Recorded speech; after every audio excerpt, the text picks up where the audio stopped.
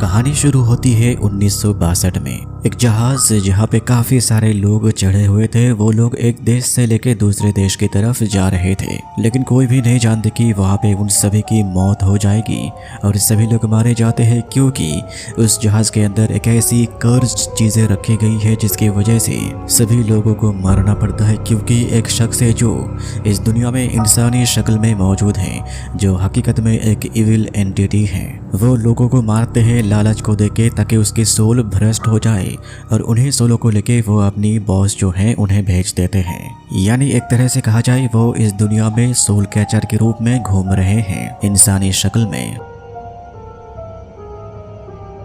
कहानी की शुरुआत में हम देखते हैं एक जहाज जिसकी नाम होती है अंतोनियो ग्राजा।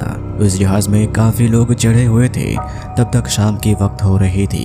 एक बहुत ही खूबसूरत औरत गाना गा रही थी और उसी के सामने सभी लोग खड़े होकर डांस कर रहे थे अपनी पार्टनर के साथ। और उन सभी लोगों में से आपको जिस लड़की को याद रखनी है वो है छोटी सी लड़की जिसकी नाम है केटी, क्योंकि वो सभी लोग जहाज की डेक के ऊपर खड़े थे और वहीं पे रखा हुआ था जहाज को बांधने वाले एंकर की लोहे से बनी रस्सी। और बिल्कुल उसी टाइम पे वो जो लोहे से बनी रस्सी थी पतली करके वो वहां से खुल जाती है। वो इतनी जोर से जाती है कि जितने लोग थे सभी लोगों को काट के निकल जाती है। सभी लोग वहीं पे दो खंड में बढ़ जाते हैं। कुल मिला के सभी लोग वहीं पे मारे जाते हैं, सिवाय वो छोटी सी लड़की जिसकी नाम है केटी। ये कहानी घटी थी 1962 में। अब हम आ जाते हैं हमारी नई समय में, जहाँ पे ये मूवी रिलीज हुई थी 2002 में, यानी एग्जैक्ट 40 साल बाद, जहाँ पे कैप्टन मर्फी अपनी टीमों को लेके समुद्र में सैर करते थे और रोज ही खास करके पुरानी जहाज समुद्र के ऊपर तैरती रहती थी। क्योंकि कई बार कुछ ऐसी घटनाएं घटती है जिसकी वजह से लोग उस जहाज को छोड़ के निकल जाते थे। समंदर इस दुनिया में सबसे गहरी राजों में से एक राज है। और उसी तरीके से कैप्टन मर्फी अपनी टीम को लेके एक रोज मिशन कंप्लीट करके एक बार के अंदर बैठ के गपशप कर रहे थे। उसी टाइम पे एक नौजवान लड़के जिसके नाम होते हैं जैक, वो एक छवि कैप्टन मर्फी को दिखा के कहता है ये जहाज मुझे मिली है मेरी कैमरा के जरिए। क्योंकि कैप्टन मर्फी समुद्र में घूमते थे, चीजों को ढूंढते थे और इसीलिए वो जहाज को देखने के बाद ही अपनी टीम के साथ गपशप कर यानी प्लान बनाते हैं क्या उस जहाज में जाया जाए। हो सकता है वहाँ पे जाके ऐसी माल मिल जाए जिसके जरिए हम करोड़पति बन जाएं। कुछ मिनट अपनी टीम के साथ बातें करने के बाद कैप्टन मर्फी राजी होते हैं, लेकिन कैप्टन मर्फी यहाँ पे सबसे बड़ी गलती करती है, क्योंकि वो बिल्कुल ही जान नहीं पाते और वो काफ़ी जान भी नहीं सकते थे। क्योंकि वो जो जैक उसके सामने आके इस प्रस्ताव को रखे हैं वो दरअसल कोई इंसान नहीं, वही है इविल एंटिटी जो इंसानी शक्ल में उन सभी को अपनी जाल में फंसा लेता है। मर्फी की टीम में ज्यादा कोई लोग नहीं थे। एक लड़की जिसकी नाम है एब्स, डॉज, मंडर, ग्रियार और सैंतोस। इसके बाद कैप्टन मर्फी अपनी टीमों को लेके अपनी शिप को लेके निकल जाते हैं समंदर की सफर में। पूरी रात वो लोग चलते रहे और रात की एक दफा में जाके वो लोग हाजिर होते उसी शिप के सामने। वो शिप काफी बड़ी थी। शिप की नेम प्लेट को देखने के बाद ही कैप्टन मर्फी समझ जाते हैं कि इसके बारे में वो जरूर सुने हैं, जो काफी साल पुरानी है, तकरीबन 40 साल। शिप के सामने पहुंच जाने के बाद कैप्टन मर्फी अपनी टीम में से मंडर, डॉज और एब्स को लेके ऊपर जाते हैं शिप को अपनी तरीके से पहली बार देखने के लिए। उन लोगों के पीछे पीछे घोस्ट चीजें होने लगती है, जैसे कि घड़ी की पेंडुलम हिलना। सबसे पहले हॉरिफिक चीजें दिखती है एब्स को। जब वो पैसेज के जरिए चल रहे थे उसी टाइम पे फ्लोर पूरी तरीके से नीचे धंस के गिर जाने वाले थे मंडर, और उसी टाइम पे एब्स उसे पकड़ लेते हैं। वो देखे एक छोटी सी लड़की खड़ी हुई है जिसकी नाम होती है केटी, जिसके बारे में मैं आपको बता चुका। वो भी मारी गई है आखिर में, लेकिन आपको जाननी है वो किस तरीके से मारी गई, क्योंकि वो लोहे की रस्सी के जरिए मारी नहीं गई थी। फिर मंडर को सभी लोग पकड़ के ऊपर खींच के वो लोग सामने की तरफ चलने लगते हैं। उन सभी को कुछ चीजें देखने को मिलती है, जिन चीजों को देखने के बाद ही सबको मालूम चलते हैं इस शिप में कोई तो पहले भी आए थे। फिर इसके बाद इंजन रूम से शिप की मैप को लेके, शिप की कागजातों को लेके कैप्टन मर्फी अपने शिप के अंदर लौट आते हैं। अपने क्रू मेंबरों के साथ प्लान बनाने लगे अब क्या किया जाए, क्योंकि कोई नहीं जानते इतनी बड़ी शिप के अंदर क्या चीजें हो सकती हैं। और जबकि ये शिप उनके हाथ में लग गई है, इसलिए वो इन्हें यहाँ पे छोड़ भी नहीं सकते। समझने वाली बात यह कि जब यहाँ पे कैप्टन मर्फी बात कर रहे थे उसी टाइम पे जैक पूरी तरीके से उत्सुकता से बातें कर रहे थे, बार बार सवाल कर रहे थे। फिर आखिर में डिस्कस खत्म होती है और वहाँ पे प्लान होती है। कैप्टन मर्फी अपनी शिप के जरिए जो भी चीजें हैं उन सबको इस्तेमाल करके कुछ ऐसी चीजों को बनाएंगे जिसके जरिए इतनी बड़ी शिप को खींच के ले जाएंगे और यही प्लान वहाँ पे स्थिर किया जाता है। और उसी काम को करने के लिए संतोष को इंजन रूम में भेजा जाता है कामों को करने के लिए। बात यह है कि ये काम करने के लिए उन सभी को उस जगह में रुकना होगा लगभग 1 हफ्ते के लिए। रात निकल के सवेरा होते हैं और सवेरे में कुछ लोग शिप के नीचे जाके ढूंढ निकलते हैं शिप नीचे से टूट गई है, सबसे पहले उसे ही ठीक करना होगा। इसके बाद कैप्टन मर्फी अपनी टीम को लेके शिप के अंदर जाते हैं दिन के उजाले में शिप को देखने के लिए। फिर वो लोग चलते चलते कई हिस्सों में बैठ जाते हैं जहाँ पे एब जाके हाजिर होते हैं स्विमिंग पूल के सामने। स्विमिंग पूल के दीवार में उसे देखने को मिलती है गोलियों की छेद। ये देखने के बाद ही एब जैसे ही उठने जाएगा सीढ़ी के ऊपर, वही केटी खड़ी हुई थी, उसे देखते ही एब नीचे गिर के बेहोश हो गई। इतने में कैप्टन मर्फी तभी चलते चलते इसी शिप की कैप्टन के रूम के अंदर आते हैं जहाँ पे बेसिन में खून लगा हुआ है जो दिखने में ताजा है, यानी हाल ही में कोई इसी शिप के अंदर आए थे। वही डॉज और मंडर तभी जाके हाजिर होते हैं शिप की पंप जगह में जहाँ पे पंप करके पानी बाहर लाया जा सकता है। एब की होश आते ही उसके सामने वही जैक चले आते हैं। फिर वो दोनों वहां से निकल जाने के बाद ही स्विमिंग पूल के अंदर गोलियों के छेद के जरिए खून निकल के पूरा ही स्विमिंग पूल भर जाता है। दूसरी तरफ गिरियर चलते चलते शिप की एक ऐसी जगह में पहुंच गए थे जहाँ पे वही खूबसूरत लाल ड्रेस पहनी हुई औरत खड़ी होकर गाना गाया करती है। इतने में एब्स और जैक एक दूसरी दरवाजे को खोलते हैं, उसके अंदर से पानी बाहर आके दोनों को बहा लेते हैं। लेकिन उसी पानी में लाश पड़े हुए थे, यानी जिस घर के अंदर से पानी निकल आए थे उसी घर में लोगों को बंद किया गया था और वो लोग मारे गए हैं। एब्स ये देखने के बाद ही समझ जाती है कि ये लाश ज्यादा पुरानी नहीं। फिर एब्स और जैक चलते चलते जैक एब्स को लेके एक ऐसी जगह में हाजिर होते हैं जहाँ पे सोने के डिब्बे रखे हुए थे। फिर जैक जाके उन सोने के बक्सों को खोलते हैं। इस बहाने में उसने इसी बक्से के ऊपर किसी चीज को हिलने देखा है और इसी बहाने में उन दोनों को देखने को मिलते हैं काफी सारे बॉक्स जिसके अंदर सोने रखे हुए थे। ये देखने के बाद ही एब्स के मन में हंसी उठती है क्योंकि वो लोग तो इसी चीज के लिए सालों दर सालों समंदर में भटकते हैं। इसके बाद कैप्टन मर्फी के साथ सभी क्रू मेंबरों को वहाँ पे हाजिर किया जाता है। काफी सारे सोने की बॉक्स वहाँ पे रखे गए हैं और इसी के बारे में काफी देर तक वहीं पे बातचीत चलती है जहाँ पे ये स्थिर किया जाता है वो लोग इस शिप को और ज्यादा नहीं खींचेंगे, सिर्फ सोने को लेकर निकल जाएंगे।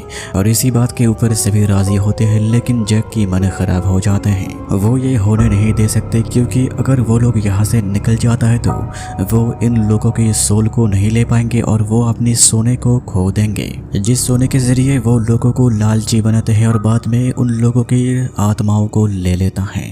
फिर इसके बाद ही जैक अपनी प्लान को कामयाब करता है। कैप्टन मर्फी की शिप के अंदर जहाँ पे इंजन है वहाँ पे संतोष काम कर रहे थे और उसी टाइम पे वहीं पे एक सिलेंडर को जैक अपनी शक्ति के जरिए खोल देता है जो काफी विस्फोटक है। गिरिया शिप को जैसे ही वन करता है वो शिप पूरी तरीके से ब्लास्ट होने की वजह से तबाह हो जाता है। संतोष मारा गया।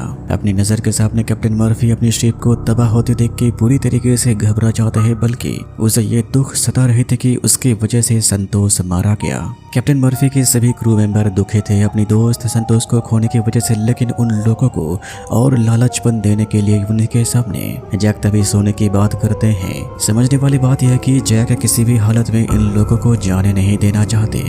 वही कैप्टन मर्फी तभी अपनी मन में दुख को लेके बैठे हुए थे जहाज की डेक में। उसे लगता है कि उसकी वजह से ही संतोष मारा गया। एब्स तभी अपनी बाकी क्रू मेंबर के सामने जाके मीटिंग करती है और ठीक करती है। इसी शिप के अंदर में जो पानी है उसे निकल के प्रोपेलर को ठीक करके इंजन को बंद करके किसी द्वीप में ठहरेंगे। इसके बाद ही बचे सभी लोग अपने अपने काम में लग जाते हैं, लेकिन लोगों को खाना तो था ही। डॉज और उसके दोस्त मंडर जाके हाजिर होती है शिप के किचन में। इतने में वो दोनों दोस्त तभी कुछ टीन यानी कैन को लेके अपने सामने रखते हैं। फिर इसके बाद ही वो लोग कैंस को खोलते हैं जिसके अंदर खाना तभी भी बिल्कुल ही नॉर्मल थे, लेकिन ये बस उनकी आंखों की धोखा थी। वो लोग कुछ देर के लिए वो खाना खा रहे थे, लेकिन एक दफा में जाके दोनों को ही मालूम चलते कि वो लोग सिर्फ कीड़े को खा रहे थे। ग्रियर तभी अपने मन में दुख को लेके वही खूबसूरत लड़की फ्रांचेस्का की हॉल में जाके बैठे हुए थे और वही एब्स तभी हाथ में टॉर्च लेके वो केटी को ढूंढ रही थी क्योंकि उसे दो बार वो लड़की दिख चुकी है। ढूंढते हुए आखिर में एब जाके हाजिर होती है वही केटी की रूम के अंदर जहाँ पे उसके कपड़े को देखने को भी मिलते हैं। इसके बाद एक और रूम के दरवाजे को खोलने के बाद ही वहाँ पे एक लड़की को गले में रस्सी डाल के लटकाया गया था। उस कंकाल के कपड़े को देख के एब समझ जाती है यही है वो केटी जिसे फांसी के जरिए मारा गया था। कैप्टन मर्फी अपने मन में दुख को लेके इसी जहाज के कैप्टन के रूम में बैठे हुए थे।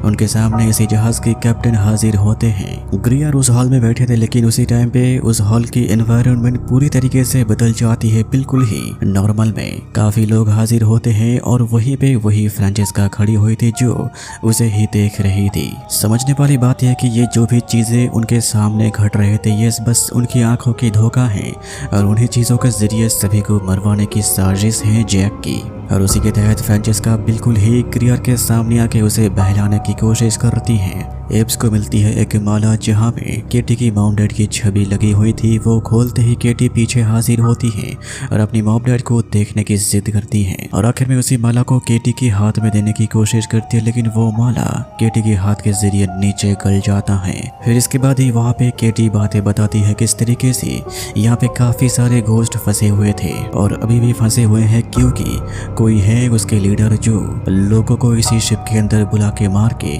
वो आत्माओं को अपनी बॉस के लिए उनके पास भेजते हैं।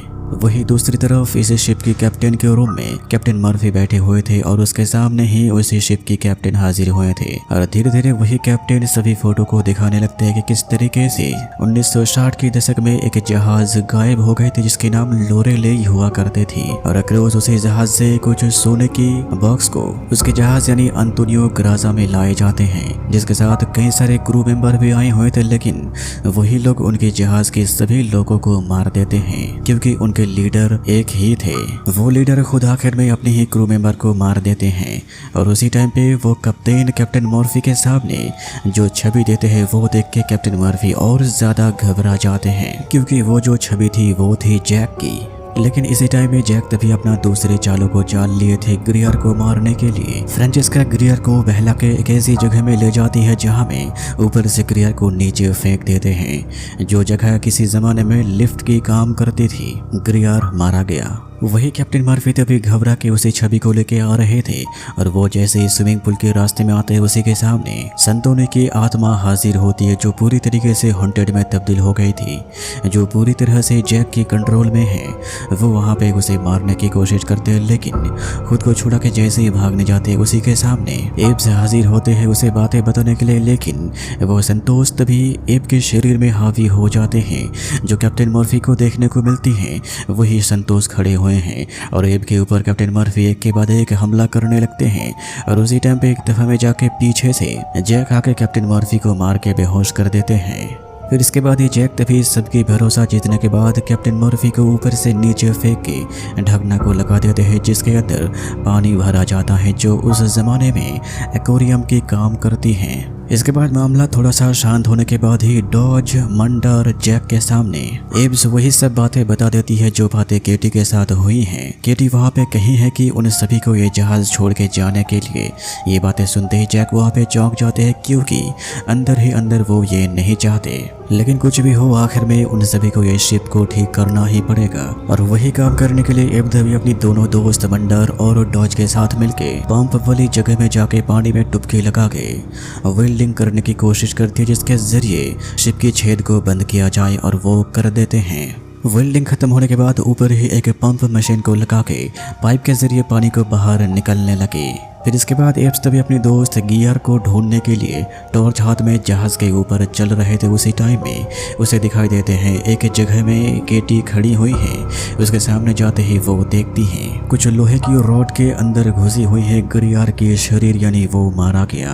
और बिल्कुल उसी टाइम पे केटी कहती है मेरे साथ आओ, और वो अपनी रूहानी दुनिया के हाथ जैसे ही एब्स के शरीर के ऊपर रखती है वो पहुंच जाती है उसी इवेंट में जहाँ पे अंतोनियो ग्राजा शिप में सभी लोग मारे गए थे। शिप के डिस्क के ऊपर जो घटना घटी थी वो तो मैं आपको बता चुका, लेकिन उसके बाद में जो घटना घटती है वो मैं आपको बताऊंगा। जहाँ पे शिप के अंदर जो भी क्रू आए थे जैक की बातों के मुताबिक वो सभी लोगों को एक एक करके पकड़ के कुछ लोगों को ले जाके स्विमिंग पूल के पानी में डाल के गोली करके मार दिए थे, कुछ लोगों को जहर देके और आखिर में छोटी सी बच्ची केटी को पकड़ के उसी के रूम में ले जाके फांसी दे के मार दिए थे। सभी लोगों को मारने के बाद जिन लोगों को जैक लाए थे क्रू के तौर पे वो सभी लोग सोने के पास में जाके हाजिर होते हैं, लेकिन वहीं पे फ्रांचेस्का चली आती है। पीछे से एक शख्स फ्रांचेस्का को देखने के बाद ही वो अपनी बंदूक के जरिए अपने ही लोगों को मार देती है क्योंकि उन सभी की मन में लालच पूरी तरीके से हावी हो गई थी। फिर इसके बाद ही फ्रेंचेस्का अपनी बंदूक को निकल के उसे मार देती हैं और उसी टाइम पे पीछे हाजिर होती हैं